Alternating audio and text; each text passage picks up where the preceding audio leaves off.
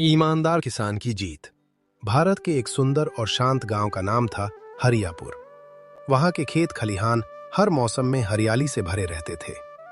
मिट्टी की खुशबू, पेड़ों पर झूलती पत्तियां और सुबह की पक्षियों की चहचहाहट, सब कुछ इस गांव को जन्नत जैसा बनाते थे।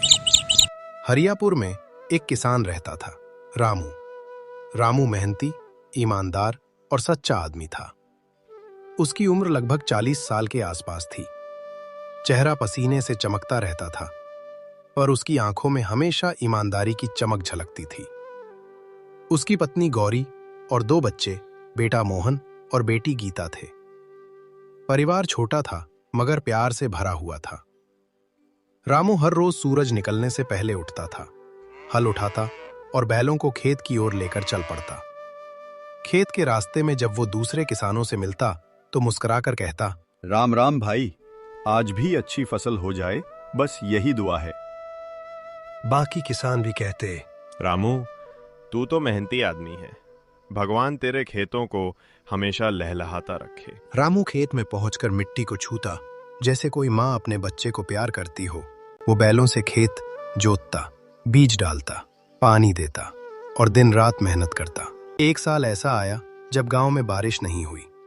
सूरज की तपिश इतनी थी कि खेत की मिट्टी फट गई, बैल थक गए, पौधे सूख गए और कई किसानों की फसलें पूरी तरह नष्ट हो गईं। गांव में हाहाकार मच गया। किसान आपस में कहने लगे, अब क्या करेंगे भाई, पेट कैसे भरेगा, हमारे पास तो कुछ बचा ही नहीं। रामू भी परेशान था, लेकिन वो हार मानने वाला नहीं था। उसने अपनी पत्नी से कहा, गौरी, भगवान ने परीक्षा ली है, पर हम मेहनत छोड़ देंगे तो अपने बच्चों का भविष्य कौन संभालेगा? गौरी ने मुस्कुराकर कहा, सही कहा आपने, मेहनत करने वाले कभी हार नहीं मानते। मैं आपके साथ हूँ। रामू ने अपने खेत में बांसों से एक छोटा सा बांध बनाया ताकि थोड़ी बहुत बारिश हो तो पानी जमा किया जा सके। दिन गुजरते गए। सूरज हर दिन और तेज जलने लगा, लेकिन रामू उम्मीद नहीं छोड़ता था। एक दिन शाम को जब आसमान में काले बादल छाए तो रामू ने बच्चों को बुलाया। देखो मोहन, गीता, बादल आ गए हैं, शायद आज भगवान हमारी सुन ले। और सच में कुछ ही देर में तेज बारिश शुरू हो गई। बारिश इतनी जोरदार थी कि गांव के लोग झूम उठे।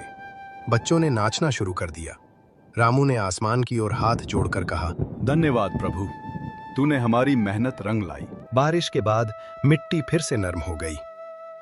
रामू ने दोबारा बीज बोए और इस बार बहुत ध्यान से खेत संभाला। हर दिन वह पौधों से बात करता, अच्छे से बढ़ो, तुम्हें देखकर गांव वालों का दिल खुश हो जाएगा। धीरे धीरे खेत हरे हो गए, पौधों पर बालियां झूमने लगीं। रामू की मेहनत देखकर गांव के दूसरे किसान भी प्रेरित हुए और उन्होंने भी अपने खेत फिर से संभालने शुरू कर दिए। एक दिन शहर से एक व्यापारी गांव में आया। उसका नाम था लाला विष्णुदास। वो बहुत चालाक और लालची आदमी था।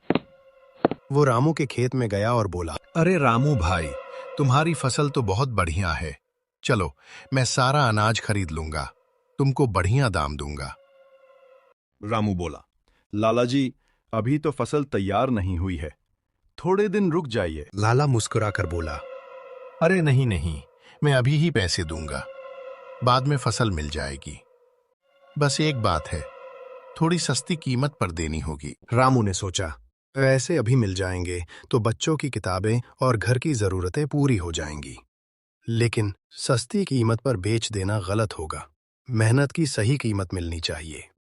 रामू ने साफ कहा, लाला जी माफ कीजिए, मैं अपनी फसल ईमानदारी से बेचूंगा, धोखा नहीं दूंगा, न खुद से न दूसरों से। लाला गुस्से से बोला, तू पछताएगा किसान, जब कोई नहीं खरीदेगा तब मेरे पास ही आएगा। रामू मुस्कुरा दिया और बोला, ईमानदारी कभी नुकसान नहीं देती लाला। रामू जब अपने खेत में काम कर रहा था तब उसने सोचा कि मैंने अपनी फसल ईमानदारी से तैयार की है, इसलिए मुझे भी एक ईमानदार व्यापारी को ये फसल बेचनी होगी ताकि मुझे अच्छा दाम मिले।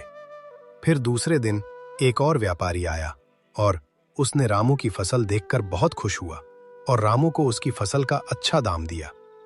रामू मन ही मन बहुत ही ज्यादा खुश हुआ और अपनी ईमानदारी पर गर्व करने लगा। रामू ने अपनी पूरी कहानी गांव वाले को बताई और ईमानदारी से खेती करने की सलाह दी। पूरा गांव रामू की मेहनत की तारीफ करने लगा। गांव का प्रधान भी बोला, रामू, तूने साबित कर दिया कि सच्चा किसान वही होता है जो मेहनत और ईमानदारी से काम करे। समय बीतता गया। हरियापुर गांव अब ईमानदार किसानों का गांव कहलाने लगा। हर साल वहां के खेतों में भरपूर फसल होती। दूर दूर से लोग आने लगे देखने कि आखिर ये किसान ऐसा क्या करता है। रामू हर किसी से बस यही कहता, धरती को मां समझो, उसे प्यार दो, धोखा मत दो, फिर देखना वो तुम्हें सोना लौटाएगी। गांव के लोग उसकी इस बात पर भावुक हो गए। कहानी की सीख, मेहनत और ईमानदारी कभी व्यर्थ नहीं जाती। जल्दी अमीरी पाने के लिए बेईमानी करना खुद को धोखा देना है। जो किसान अपनी मिट्टी और फसल से प्यार करता है वो सच्चा देशभक्त होता है। बांटना, मदद करना और सच्चाई से जीना ही असली सुख।